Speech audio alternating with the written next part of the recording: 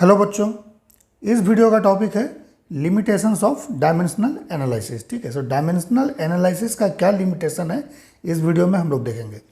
जितने भी पॉइंट्स है वो मैंने यहाँ लिख रखा है, टोटल 6 पॉइंट है और ये 6 पॉइंट आपको किसी भी बुक में मिल जाएगा। ठीक है, कोई भी फिजिक्स का बुक 11th क्लास का आप उठाइएगा, यूनिट एंड डायमेंशन चैप्टर में लिमिटेशंस ऑफ डायमेंशन टॉपिक के अंदर में ये पॉइंट आपको मिल जाएंगे, 6 पॉइंट टोटल। ठीक है, मैं यहाँ एक्सप्लेन कर देता हूँ एक एक पॉइंट को कि हर पॉइंट का मीनिंग क्या है, इसके अंदर क्या कंसेप्ट है, सो डैट कि आपको पॉइंट्स जो है वो रटना ना पड़े, आपको याद हो जाए। ठीक है, समझ में आ जाए तो समझ में आ जाने से पॉइंट आपको इजीली याद हो जाएगा। ठीक है, आते हैं सबसे पहले फर्स्ट पॉइंट पर। It supplies no information about dimensionless constant, they have to be determined experimentally और बाय मैथमेटिकल इन्वेस्टिगेशन। ठीक है, इसका क्या मीनिंग है। देखिए, दो तरह का कांस्टेंट होता है, एक डायमेंशनलेस कांस्टेंट है और दूसरा डायमेंशनल कांस्टेंट है। डायमेंशनलेस कांस्टेंट, ठीक है, डायमेंशनलेस कांस्टेंट क्या क्या होगा, जैसे कि मान लीजिए पाई है, ठीक है, ई है, या फिर कोई न्यूमेरिकल वैल्यूज है, 3 है, 2 है, इस तरह से कुछ भी है अगर। ठीक है, डायमेंशन एनालिसिस यूज करके हम लोग ये वैल्यूज पता नहीं कर सकते हैं। ठीक है, कि पाई का वैल्यू क्या होगा, ई का वैल्यू क्या होगा, 3 क्या होगा, 2 होगा, ये हम लोगों को पता नहीं चलता है। ठीक है, this is the dimensionless constant. ठीक है, लेकिन अगर डायमेंशनल कांस्टेंट है, जैसे कि डायमेंशनल कांस्टेंट अगर लेंगे हम लोग, जी है ना, जी क्या होता है, ये ग्रेविटेशनल कांस्टेंट है। ठीक है, ग्रेविटेशनल कांस्टेंट, ठीक है, या इसको यूनिवर्सल ग्रेविटेशनल कांस्टेंट भी हम लोग बोलते हैं। जैसे एच है प्लैंक्स कांस्टेंट। ठीक है, ठीक है, इस तरह का कांस्टेंट जो कि डायमेंशनल कांस्टेंट है, डायमेंशनल कांस्टेंट। ठीक है, इस तरह के कांस्टेंट के बारे में तो हम लोग पता कर सकते हैं यूजिंग डायमेंशन एनालिसिस कि इसका डायमेंशन क्या होगा। लेकिन अगर डायमेंशनलेस कांस्टेंट है, जैसे कि पाई है, ई है, 3, 2, इसके बारे में हम लोगों को कोई इन्फॉर्मेशन नहीं मिलता है। ठीक है, देन सेकेंड पॉइंट पर आते हैं। This method is applicable only in the case of power function, it fails in the case of exponential and trigonometrical relation. ठीक है, ऐसा कोई भी रिलेशन जो ट्रिग्नोमेट्रिकल फंक्शन को इन्वॉल्व करता हो या ट्रिग्नोमेट्रिकल फॉर्म में हो, ठीक है, या एक्सपोनेंशियल फॉर्म में हो, इसके बारे में, इसके लिए डायमेंशन एनालिसिस जो है एप्लीकेबल नहीं होता है। जैसे कि अगर एग्जांपल हम लोग ले लें, I equal to I naught e raise to power -t/τ, इस तरह का कोई रिलेशन है डिस्चार्जिंग ऑफ करंट का, ठीक है, थ्रू द कैपेसिटर। इस तरह के रिलेशन में हम लोग डायमेंशन एनालिसिस यूज नहीं कर सकते हैं। ठीक है, डायरेक्टली यूज नहीं होगा। ठीक है, कुछ इन्फॉर्मेशन अगर सर्टेन इसमें गिवन है देन हम लोग यूज कर सकते हैं, अदरवाइज इसमें यूज हम लोग नहीं कर पाएंगे। या कोई भी ऐसा रिलेशन है जिसमें कि ट्रिग्नोमेट्रिकल फंक्शन है, साइन थीटा, कॉस थीटा, ठीक है, टेन थीटा, इस तरह का इन्वॉल्वमेंट अगर है, इसमें भी हम लोग डायमेंशन यूज नहीं कर पाएंगे। ठीक है, देन मान लीजिए कोई पावर फंक्शन है। पावर फंक्शन कैसा होगा, जैसे मान लीजिए अगर फोर्स का डायमेंशन आप निकालते हैं, डायमेंशन ऑफ फोर्स, तो ये क्या होगा, mL/t-2, फोर्स का डायमेंशन इज दिस वन। यहाँ पावर फंक्शन है, सिर्फ और सिर्फ पावर है, कोई एक्सपोनेंशियल नहीं है। ठीक है ना, means force equal to mass into acceleration है, work equal to force into displacement है। ठीक है, अगर मान लीजिए सेंट्रीफ्यूगल फोर्स का बारे में ले लेते हैं, सेंट्रीपिटल mv²/r, तो इस तरह के फंक्शन जो है ना, इसमें डायमेंशन एनालिसिस एप्लीकेबल है, इजीली हम लोग यूज कर सकते हैं। ठीक है, इसका डायमेंशन भी पता चल जाएगा, वर्क कैसे निकालेंगे, एनर्जी का डायमेंशन निकालेंगे, mL/2 t⁻², पावर फंक्शन है, देख लीजिए, है ना। 2 क्या है, L का पावर 2 है, T का पावर -2 है, पावर फंक्शन है। इसमें हम लोग यूज कर सकते हैं डायमेंशन एनालिसिस। लेकिन इस तरह के फंक्शन में जहाँ एक्सपोनेंशियल इन्वॉल्व है या ट्रिग्नोमेट्रिकल फंक्शन इन्वॉल्व है, डायमेंशन एनालिसिस एप्लीकेबल नहीं है। ठीक है, देन थर्ड आते हैं। This method fails to derive directly a relation which contains 2 और more than 2 quantities of like nature. Means ऐसा भी कोई भी फिजिकल रिलेशन जिसमें 2 और more than 2 physical quantity of like nature हो, वहाँ पर डायमेंशन एनालिसिस हम लोग नहीं यूज कर पाते हैं। ठीक है, डायमेंशन मेथड फेल हो जाता है। जैसे एग्जांपल आपको मैं बता रहा हूँ, अगर मान लीजिए आपके पास एक फॉर्मूला है S equal to ut + ½ at²। ठीक है, आप इस तरह के फॉर्मूला का डेरिवेशन यूजिंग डायमेंशन एनालिसिस नहीं कर पाइएगा। इसको सिर्फ और सिर्फ हम लोग चेक कर सकते हैं कि ये डायमेंशनली करेक्ट है या इनकरेक्ट है। इसका रिलेशन आप डिराइव नहीं कर पाइएगा, ठीक है।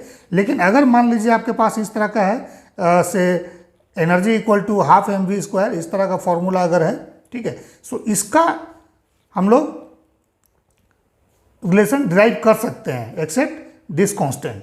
This method fails to derive directly a relation which contains 2 और more than 2 quantities of like nature, ठीक है। सो यहाँ पर 2 और more than 2 quantities of like nature नहीं है, यह सारा क्वांटिटी अनलाइक नेचर है, मास है, वेलोसिटी है, अनलाइक है। लेकिन यहाँ पर देखिएगा, सो u और t दोनों का डायमेंशन अलग है, बट ओवरऑल ut का डायमेंशन सेम होगा जो at² का होगा, ठीक है, सेम होगा जो s का होगा, ठीक है। सो इस तरह के मैथमेटिकल रिलेशन में, इस तरह के फिजिकल रिलेशन में हम लोग डायमेंशन एनालिसिस जो है नहीं यूज कर सकते हैं, ठीक है। यहाँ फेल हो जाता है क्योंकि यहाँ पर देखिए मोर देन 2 और more than 2 quantities of like nature है। So two quantities of like nature है, 2 क्वांटिटीज ut है और हाफ at² है, ये दोनों का डायमेंशन सेम है।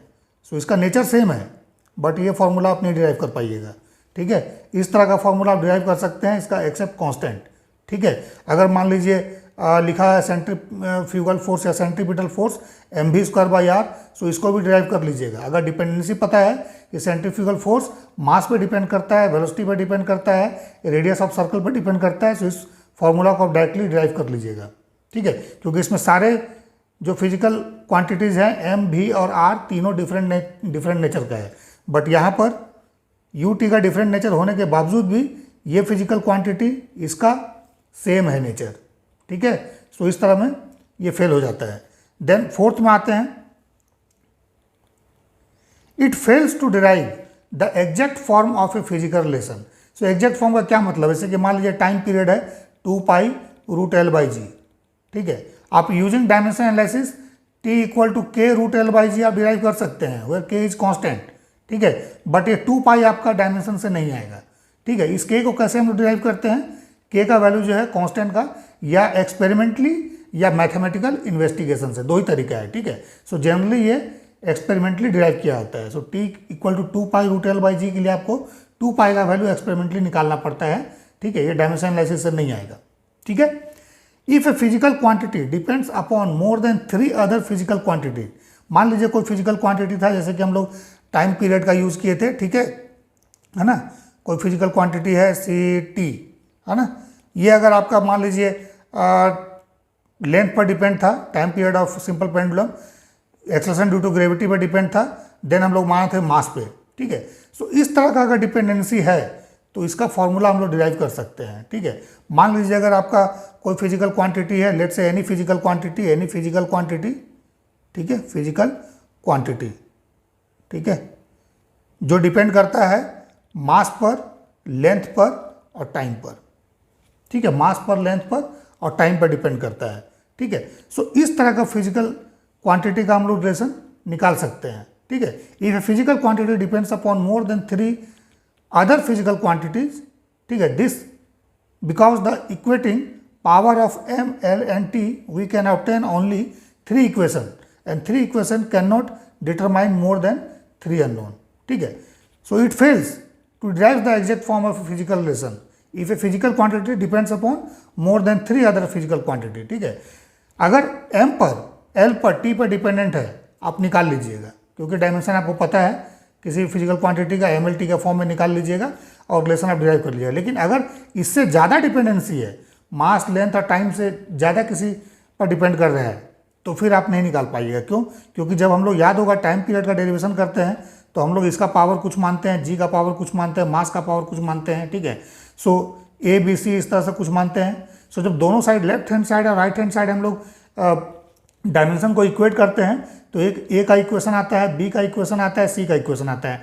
सो 3 अननोन यूज करके हम लोग क्या कर सकते हैं, 3 रिलेशन यूज करके हम लोग 3 अननोन फाइंड कर सकते हैं, ठीक है ना। क्या करते हैं, a को, b को, c को इक्वेट करते हैं लेफ्ट हैंड साइड में, राइट हैंड साइड में, ठीक है, डायमेंशन से, डायमेंशन का जो पावर है। सो a का इक्वेशन बनता है, b का बनता है, c का बनता है। सो 3 इक्वेशन, 3 अननोन सिर्फ हमारे पास आता है। लेकिन अगर मान लीजिए कि ज़्यादा फिजिकल क्वांटिटी पर डिपेंड है, मास, लेंथ और t के अलावा भी और किसी पर डिपेंड कर रहा है, सो उस केस में क्या होगा, इक्वेशन बनेगा हमारे पास 3 और हमें अननोन हो जाएंगे ज़्यादा, ठीक है। सो अगर 3 से ज़्यादा अननोन होगा सो इक्वेशन भी हमको 3 से ज़्यादा डेवलप करना पड़ेगा, जितना अननोन उतना इक्वेशन। सो इक्वेशन डेवलप नहीं होगा, सो अननोन हम नहीं आएगा, ठीक है ना। सो ये इसका प्रॉब्लम है, ठीक है।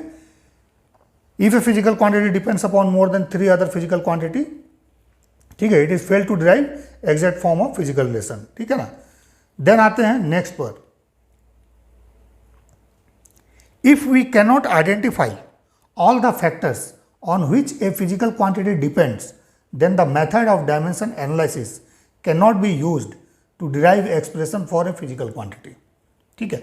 अगर किसी एक फिजिकल क्वांटिटी का किस किस फिजिकल क्वांटिटी पर डिपेंडेंस है, ठीक है, वो फिजिकल क्वांटिटी जिसका हम लोग को रिलेशन डेवलप करना है वो किस अदर फिजिकल क्वांटिटी पर डिपेंड करता है, ये अगर आपको नहीं बताया जाए तो आप इक्वेशन डेवलप नहीं कर पाइएगा, ठीक है। जैसे टाइम पीरियड का भी हम लोगों ने डिराइव किया था, तो हम लोगों ने माना था कि ये लेंथ पे डिपेंड करता है, एक्सेलरेशन ड्यू टू ग्रेविटी पे डिपेंड करता है, means length of thread, acceleration due to gravity and the mass of the bob, मान के हम लोग चले थे। लेकिन अगर नहीं बताएंगे कि टी जो है वो लेंथ पे भी डिपेंड करता है, थ्रेड के लेंथ पे, जो सिंपल पेंडुलम का थ्रेड है उसके लेंथ पे डिपेंड करता है, सो इक्वेशन क्या होगा, रॉन्ग आ जाएगा, ठीक है। सो इसलिए पहले से पता होना चाहिए कि एक फिजिकल क्वांटिटी बाकी किस किस फिजिकल क्वांटिटी पे डिपेंड कर रहा है, ठीक है। जैसे अगर सेंट्रीफ्यूगल फोर्स का निकालना है तो हमें पहले बताना पड़ेगा कि सेंट्रीफ्यूगल फोर्स या centripetal force in circular motion ये डिपेंड कर रहा है मास ऑफ द बॉडी, ये रेडियस ऑफ द सर्कल पर डिपेंड कर रहा है, देन टेंजेंशियल वेलोसिटी पर डिपेंड कर रहा है, ठीक है। तभी जाके आप रिलेशन डेवलप कर पाइएगा mv²/r, ठीक है, दैट इज द सेंट्रीपिटल और सेंट्रीफ्यूगल फोर्स, ठीक है। ठीक है, लेकिन अगर हम बोल दे नहीं m डिपेंड करता है सिर्फ r और v पर, ठीक है, सो जो रिलेशन आप डेवलप कीजिएगा उसमें m अब्सेंट हो जाएगा, m नहीं रहेगा उसमें, सो इक्वेशन क्या होगा, फिजिकल रिलेशन रॉन्ग आएगा, ठीक है।